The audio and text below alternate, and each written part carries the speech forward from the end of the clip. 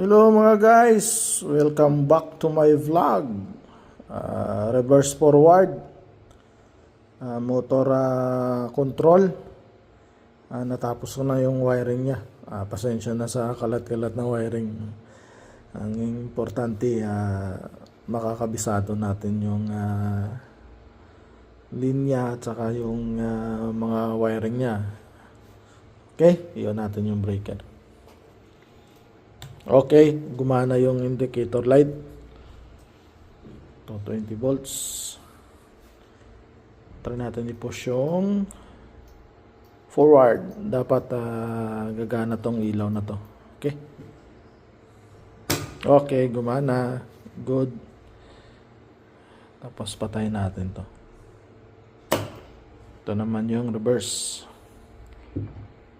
Okay, gumana. Very nice. Subukan natin i-trip. Pag nag-trip siya, dapat yung trip na bulb, may trip ako na bulb dyan. Yan, trip na bulb yan. Ilaw, at saka yung indicator light, dapat mawawala yan. Okay? Subukan natin i-trip. Okay. Gumana yung ilaw ng trip. Namatay.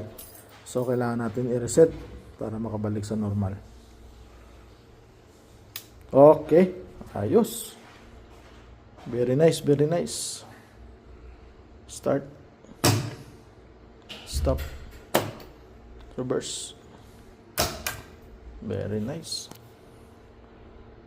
Trip. Okay. Very nice.